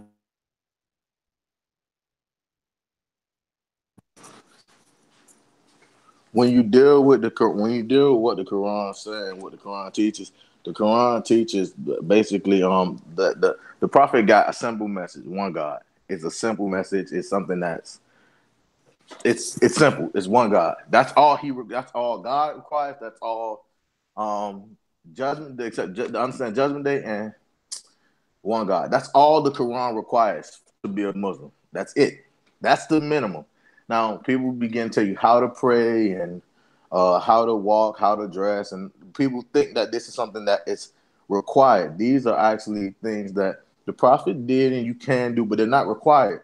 Again, why you have black people taking on these aspects is because we haven't looked back and we're in search of something. We're in search of culture and not realize we didn't lose our culture. We just misplaced it. We set it down and forgot to go back forward. And so we pick up other aspects of culture that that's not required for us to pick it up. So for those of us who do find ourselves within Islam, because if you're in Islam and you're a black person, cool. If it's helping you in life and it's giving you a blueprint of how to live your life and raise your family, stay there. If you don't know what to do while you're there, I don't think it's for you because you don't know what you're doing. I would tell you anything that's not benefiting you or fulfilling you, either you practicing it wrong or it may not be for you. But if you're done is making real change in your life and it help you through your life, stay there. There's nothing wrong because Islam in itself doesn't go against African values. Again, the oneness of God, Judgment Day. All of us have a concept of the oneness of God within the African concept has a concept of the understanding of the oneness of God and have an understanding of the Judgment Day in some way, shape, or form. Some religions don't explicitly say it, but we can still make the argument because of the role of the ancestor. We know that everyone doesn't become an ancestor, and that's a whole nother conversation. The last thing I'm gonna say is when you deal with the laws or the practices that the prophet came out, many of the practices that the prophet gave people, whether it was how to pray, how many times to pray, it was something that was already in the culture. He only redirected where they were doing it. So if you were, and this goes back to what the two founding principles of Islam is, which is not worshiping multiple gods. They would literally say, okay, you're doing this already. You're doing this, but you have multiple gods in mind. Stop that. Think about one. There go your God. Everything you do, make it in the worship of him. So he just redirected their energy to worshiping one God. And it was based on where they were located. So many of the traditions that you find people doubling down on and saying this is required, it's not a negative thing that they do it. If you want to do it, do it. Because again, If you feel that it's bringing you closer to God and it's helping you in life, keep it up. However, don't confuse aspects of culture with the message of God, because that's what's going on. When the Quran specifically tells you that every prophet had a different law. Every prophet had a different law. Every prophet had different instructions for their people. And you will find that it was usually reflective of what was going on in their communities at their time. So yeah, I'm being long-winded, so I'm gonna end it right now. Y'all go. Kalam, can I respond to that just for one? Go ahead, Raskin. Yeah, you got a bit of feedback. Yeah. So yeah, I appreciate everything that you said. That you said that obviously people can take certain aspects of the religion and then apply it to themselves. But there's one thing that you said is that Islam is not in direct conflict with African culture. But I think that many people might disagree with you there. And one thing that I know is that I think there's more than 3,000. So this question is to Lo, by the way. There's more than 3,000 tribes that are in Africa. And obviously, due to the weather conditions and due to the way that they've been brought up for many, many years, they decide to wear more of a, simplistic way of clothing where they just cover the bare minimum, the main parts of the body. Whereas what you said is that it's not in direct conflict, but the Quran specifically says is that women must cover the curves and must cover themselves modestly in their body, which then results in women, dressing up in the niqab and dressing up in the full gown, which if you then applied that to those tribes where you have 30+ degree heat and it's boiling all day, and to then cover them with a dress that basically covers their whole body and to cover it in black, which attracts heat, is actually in direct conflict with their cultural values and the way they've been brought up. That's the Low. Okay, I'm gonna keep my answer short because I was talking a long time earlier. Can I go through one time? Go ahead, Everlast. Go ahead. You good? Go ahead. So yeah, earlier I just want to answer a few questions. What's his name again? My brother, the brother that I was talking to earlier, he said, how far can we date back to the monotheistic religion and something like that. So I just want to answer that question, then move on to the clothing about the Quran and African culture and Islam. So the first one is, from what I know, we can date back, the monotheistic religion or the monotheistic sort of belief to the Zoroastrians, and they believed in Ahura Mazda. Ahura Mazda means make of all, the one that makes everything, like behind the architecture of the universe and everything. And in time or in history, you find people who worship gods, like many gods, many deities, but yet they had the greater power above all, who made all these little deities that they worship. Okay, so now moving on to losing African culture, or having African names with Arabic. One sec, please. Why do people interrupt me when I'm talking, man? Can I just finish, please? I beg you, let me answer the brother's question. Man. Hold on, wait, brother. The reason why I have to help you is because, for one, you didn't answer the question, and that wasn't the question. Yeah, you just said, yeah. Remember, I asked you, can you please provide me some evidence of what the people believed in prior to the Abrahamic religion? So give me the timeline. So from the beginning of humanity. Now, you just mentioned Zoroastrian. Was Zoroastrian at the beginning of humanity? Yes or no? Okay, it wasn't at the beginning of humanity, but you asked me also, one of your questions was, No, I didn't. So can you please show me what the people believed in from the beginning of humanity all the way down to Zoroastrian and the Abrahamic religions?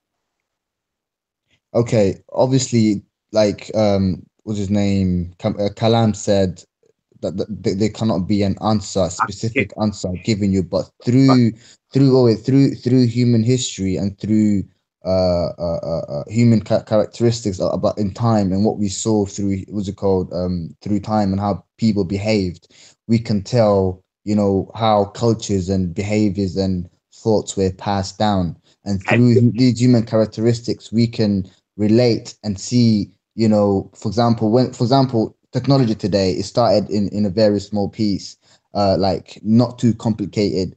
But then as we went further in time, it got more complicated, more advanced. You get me? So the same thing with religion. Let's just say people believed in one God, but as time passed, they had to, eliminate and add a little bit more of their thoughts to make it a bit more better. But yet they chose to hold upon that one creator, that one God above all. But yet they had those little things that they might want to worship, or maybe digress people, into something else, or whatever, whether it was political reasons, power, influence, whatever it was. There had to be a reason why they created these little deities. For example, the Arabs worshipped the greater God, though they had idols. The reason why they had idols is because these idols provided them power and influence upon Bro, people. I just want to stop you. Now, Yeah, you answered the question already. You already said, the brother Kalam said you cannot answer the question. Case closed. It's done. What you're doing now, yeah, is just making yourself seem a bit silly. So I'll just stop it there and just say you don't know what the people were doing or what they believed in at the beginning of humanity, all the way down till we get to the Abrahamic and Zoroastrian. So just leave it there, bro. I just move uh, to your next point. I know, Cool. I know what I'm saying, but at the same time, like I said, you cannot deny that we can tell human evolution, or human um uh, uh what's it called, characteristics and understanding, or through history we learn people, and we understand like where they've been through and how time changed, and what certain things could have been, right? Because some histories are lost, but yet people decide to predict what something could have been, you know prior to this belief, or why these people had this kind of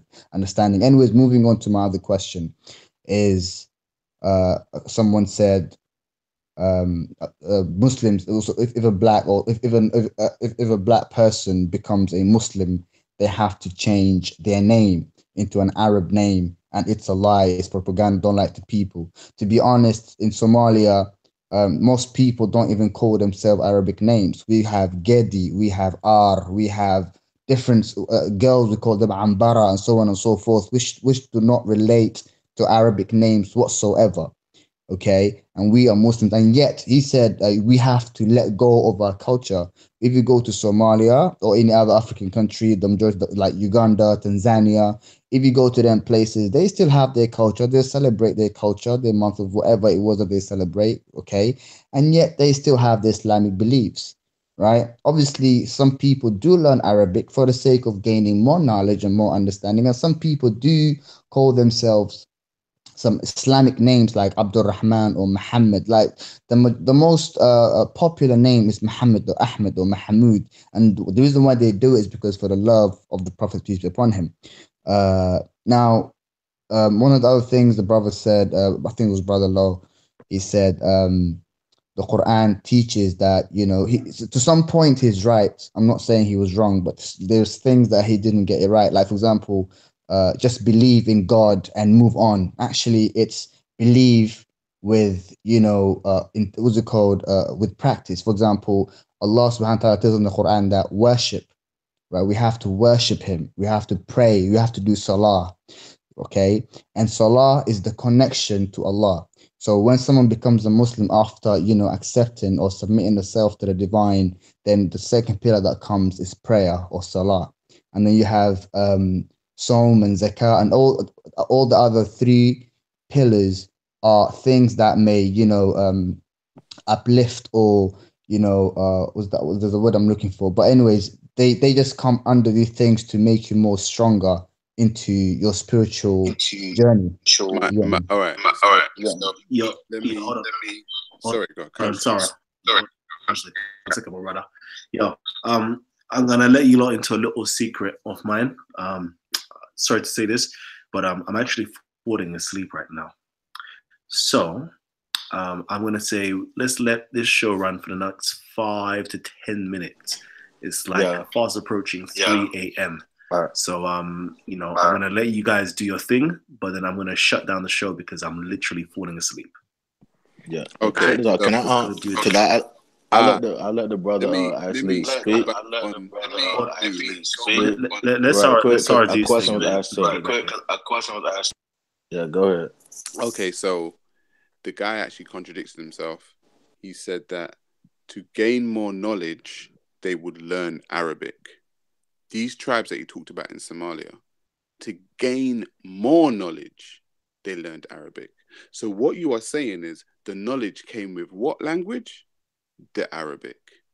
Okay. The brother before you That's what said, I'm saying. hang on. The brother before you said, we know that these people as African peoples lived in a climate, yeah, that was way hot. Africans in the climate that was way hot, like he said before, dressed bare minimum. That's their culture. Now the Arabic culture comes and says, hey, women must be covered. So again, you are dealing with Arabic culture, Arabic language, okay? And you are now going to tell me in the same sentence to contradict yourself that this religion encompasses all cultures. Like I told you before, hang on, like reply I to told you that, please. I before, beg. I'm Can not I reply finished. to Like that? I'm telling you before, stop lying to people because I can't deal with these lies. It's Can I reply to nonsense. that? I beg Hey, you, bro, please. What I you're would like talking to hear about you is reply, actually but you actually nonsense. interrupted You me can't I'll tell replying to a the try to question I was keep you it. asking can't you. tell a people. You I'll can't try tell to keep it as short as possible. you can't tell I a hear you, people. but I You respect cannot that. But tell a after you speak, people. I I'm want not to even speak. finished. You cannot tell a people that your culture's good. However, you're gonna now put on these clothes. You cannot tell people your culture's good. However, to be knowledgeable, you got to learn this language. What you are doing is you are denigrating the people's culture that you came into contact with. And the bottom line is when you actually realize what you're doing and you admit it, then we can have a conversation. But you're not actually willing to admit that the religion of Islam, okay, dominates all other cultures. You're not willing to admit that yet. Yeah. No, and sorry, you actually right. He did contradict himself because he actually contradicted the Quran because the Quran says two things on this matter. It says that Allah sends a prophet to a people in their language so that they can understand. So he sent the prophet to his people in their language so that they can understand. And the reason that he did it was because the people of the book, and according to the Quran, the Jews and the Christians, they had the book in their language, and they were misteaching when the Arabs would inquire. They would misteach, and one of the excuses that the Arabs would have about why they don't follow Allah was because they don't know what the book says. And so, in response to that, he sent the prophet in their language so that they can understand. The Quran explicitly says this. Not only that, in regards to what the requirements of being a Muslim is, I'm gonna read two verses. Surah. Matter of fact, I'll start where I'm at. I'm gonna read Surah 16, Ayah 36. In Surah 16, Ayah 36, and this is from the Sahih International Version, which I really don't care to read from, but I can't go on my phone right now. So yeah, Okay, let me get in. It says, and we raised a messenger among every community. Worship Allah, and it translates "shun the transgressor." I'll leave it at that. And it says, "Thus there were some among them whom Allah guided, and there were some among them who Allah condemned to be lost.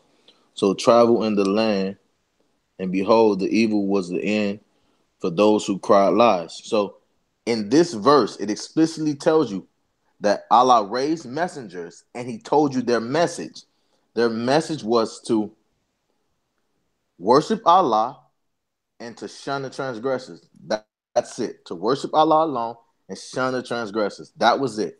All right, let me ask you Now, this. Let me ask you this. Now, I'm actually going to read another verse, and then you ask me a question. So and then you go to Surah 5, Ayah 48.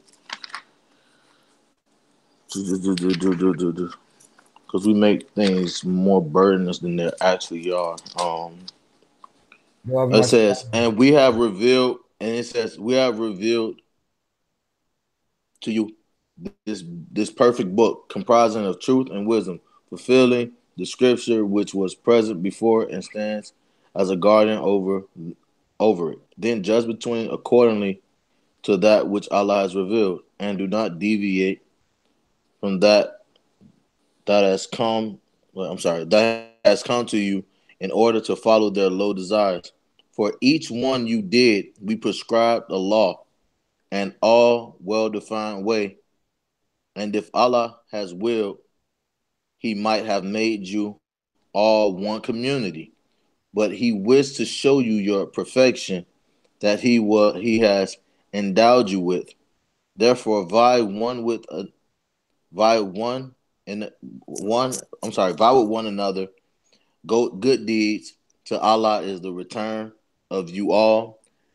Then He will inform you as to that wherein you were at variance. The reason I'm stuttering is because of what I'm reading. I don't like the translations like that, but it specifically says that all the prophets were given the same message, and it tells you that they were all prescribed different laws.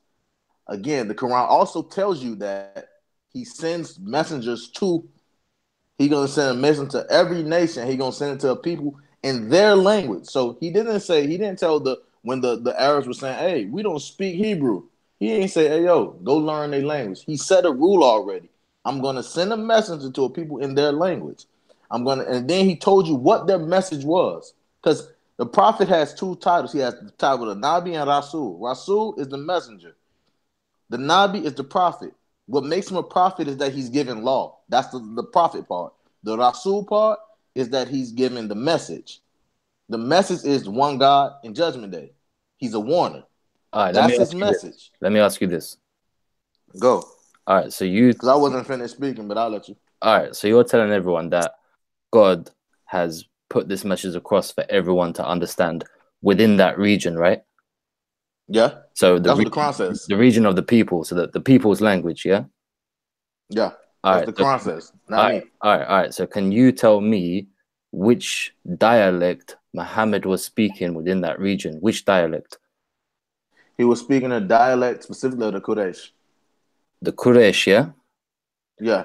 So do you know? But it was recited to him in 7 dialects. Right. Go ahead. Right. So do you know how that dialect was used? For what reason? Do I know? Can I ask a question about what you just asked me? I'm asking you a direct question. Do you know how that dialect was used in that time? I'll ask you. The reason I want to ask the question because I was speaking. I was speaking. I wasn't done speaking. You interrupted me, and then you asked me. Just wait. No, I'm not deflecting. I can assure you I'm not. What I'm saying. No, listen.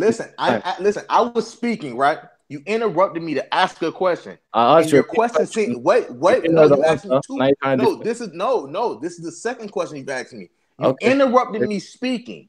You interrupted me speaking to ask me a question unrelated to what I was speaking. Unrelated to what I was speaking on. You asked me one question, I answered. You asked me a second question. It seems asinine, and I'm not in the business of entertaining asinine things. Be specific, because we were told that we have a limit. So if you can get to your point, I'll prefer to speak to your point. Or if you want to ask me a direct question that doesn't seem asinine to me, then we can continue. But go ahead now. Okay. But let me just put this. If you want to come from the standpoint where your knowledge is the ultimatum of all knowledge, which is what the Quran proclaims, then you must be able to answer the questions which dissect that specific viewpoint you're coming from. But let me ask you this. Quraysh, I'm not going to ask you, I'm going to tell you. Quraysh was used as a poetic dialect in which the people of that time used to tell stories. So most people will agree, even myself, is that the Quran itself, when you hear it from the azan, when you hear the imams at the mosque speaking it, it's very poetic. It has an effect. It has a touch on your heart due to the poetic nature of the language. And that was the dialect of poets. And in Arabia at the time, the poet was the master. Anyone that could come to your tribe or to visit you within the desert that was able to tell stories and was able to explain things to you in a poetic way, they were the king. Now, what you're saying is that the language that God wanted to explain things, his message to the people of the time in their language, Quraysh that the language the prophet spoke was actually not a written language. The main written language at the time was actually Syriac. Syriac, okay. Right. So why didn't God? So there's actually, if we look at it now, and some scholars have actually claimed this as well, is that there's actually been a loss in translation from the Quraysh dialect, and then the people around Muhammad at the time have written it in Syriac, and then the people from Abu Bakr, when he started to write the Quran down into an official book, he actually started writing it down in late Arabic, and to translate it from Quraysh to Syriac, and then from written Syriac to Arabic, there's actually a loss in translation. So what you're saying is that God put his message into the language that the people of the time Can I understand. answer that? Why didn't he put Can it I please in Syriac? respond to him, please? Why didn't he put it into the written language that If you everybody understood? okay, can I respond so I can make it short, or you want to go? I don't Low, want to talk over please, people. Low, please. When the angel Gabriel came to Muhammad and said, "Read," what was he asking him to read? In what dialect? What dialect was he asking him to read in? Right. Is it silence? Can I answer that? Can I answer that? Yeah. Let's hear what you say. All Go right. on. Now, I'm just saying, to be honest, I don't have an answer for that right now. Yeah, I was going to talk something. You ain't got else, answer bro. because you. No, Because hold on. you're trying to sound smart. You're trying to sound smart, right? But He said recite, you yeah? You understand that when the angel came to Muhammad in his cave and said, "Read," and Muhammad said, what did he say? "I do not know how to read." What dialect was he asking to read in? Yo, if you say if a person's illiterate, it doesn't mean he's illiterate he's illiterate in every language. You know what I mean? Blah blah blah. What was he asking? But hold on. Can I say something before someone else speaks, please? I ain't got time for you. You guys are some I jokes. never get to finish my. If people ask me questions, I never get an answer. But go ahead, y'all. Y'all can have fun. I just want to say something. I want to reply to Sarah because earlier he said something. So the thing is, one of the things I want to reply to him is that he said that I was contradicting on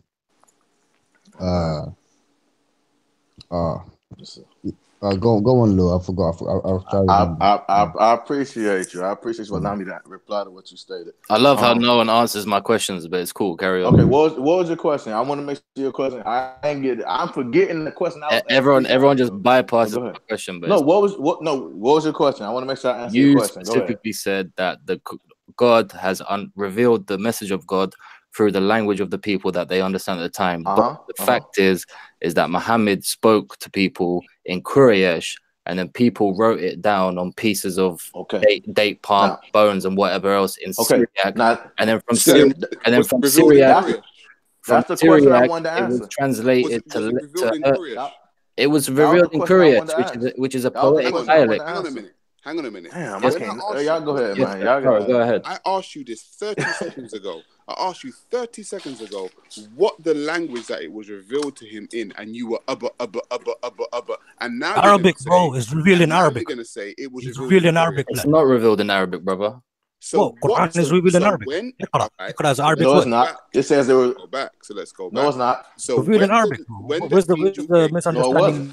No, it wasn't. Go to the Quran and read it in Arabic and tell you when the angel Gabriel, it says in the Quran, Quran is revealed in Arabic. Don't run. No, it says it was revealed in the language of the Arabs, not Arabic. The next person to speak here without my permission is going to be ejected.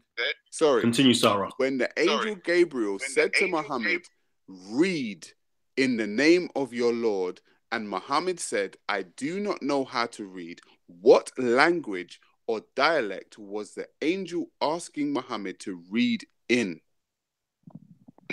Arabic. That's too low. Arabic. Keep your mic muted. You said Arabic. So now you're gonna say that it was revealed, but the thing is, on the other hand, you're gonna say it was revealed in Syriac.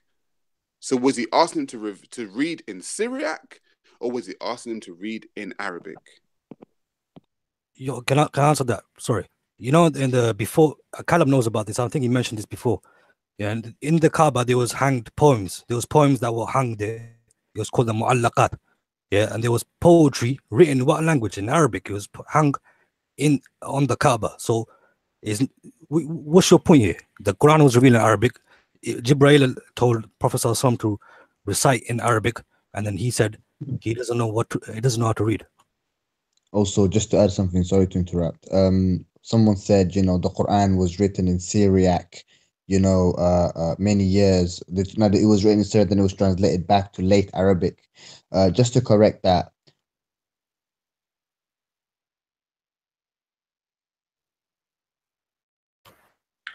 Okay, so it seems as though everybody was kicked out. I don't even mind. That means it's time for me to shut down the show, and you can continue this whilst we're off air.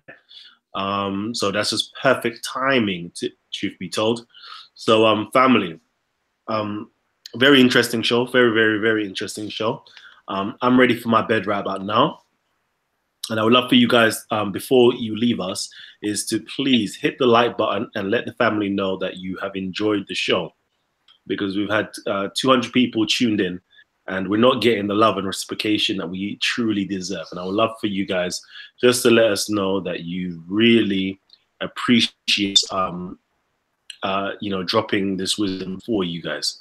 But yeah, family, I'm going to leave you guys alone and say peace and love.